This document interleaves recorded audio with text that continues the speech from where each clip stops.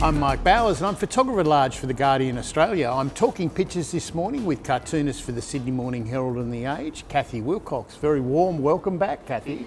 Good morning, Mike. Good to be here.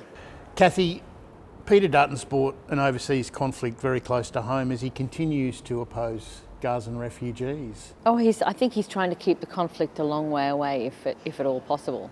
Lovely Matt Golding cartoon who's illustrated perfectly, I think, the hot Dutton topic. In case of no one breaking glass, break glass. Dutton's political strategy. Yes, there's not a controversy, so we better fill that void. Stir that pot.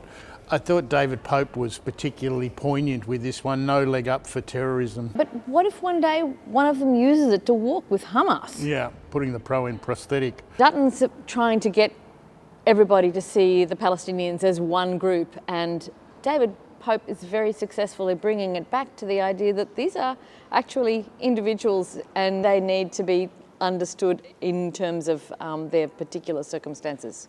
Brett Lethbridge, duck and cover, he's got Anthony Albanese hiding under the table. Remaining as small a target as possible. Yeah. Ceasefire! I thought that Megan Herbert summed it up quite beautifully. Refugees in Gaza here surrounded by all this displacement, orphanhood, death, amputation, injury, malnutrition, lack of medical supplies. Lack of sanitation, disease, exhaustion, trauma, and guess what? There's a new monster on the block. Polio. And that's polio, that's right, as if they didn't need something more. Cathy, they say that politics is the art of the possible, but recently it seems like it's the art of what you can get away with. Yes, it's not only the standard you walk past, it's the standard you crawl under. Andrew Dyson has got, this is a fairly big task for this parliament here to get over. They might have to lower the bar a little. Matt Golding, I think it's getting close to their milk, apple and nap time as the sook word. The S word has been thrown about a bit recently. Yeah. See, I think sook is a very Australian word. Sook is perfectly fine. Perfectly fine, yeah. Right? Mm-hmm. I thought Fiona Katowska's cartoon was particularly good. She's obviously spent a bit of time because she's got all the perpetrators here.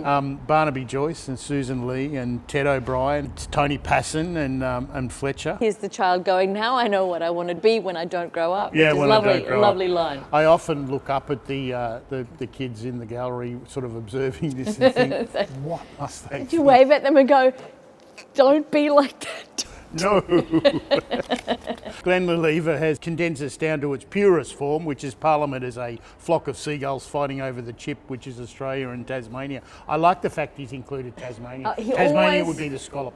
He always includes Tasmania and poor hapless Australia as this poor chip, and all these seagulls in the like the seagulls in Nemo going moint, moint, moint. Cathy, the Liberal Party seems to be in a terrible state, and that state is New South Wales. This is a parenting situation, Mike.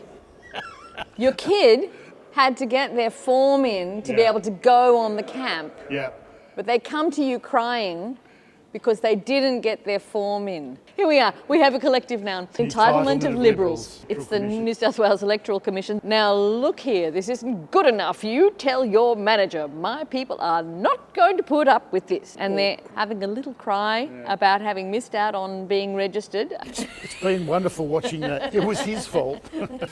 Alan Moyer has suggested that perhaps the Libs in New South Wales have learnt from the great Donald Trump. If you don't get your own way, have a good tanty or a sook.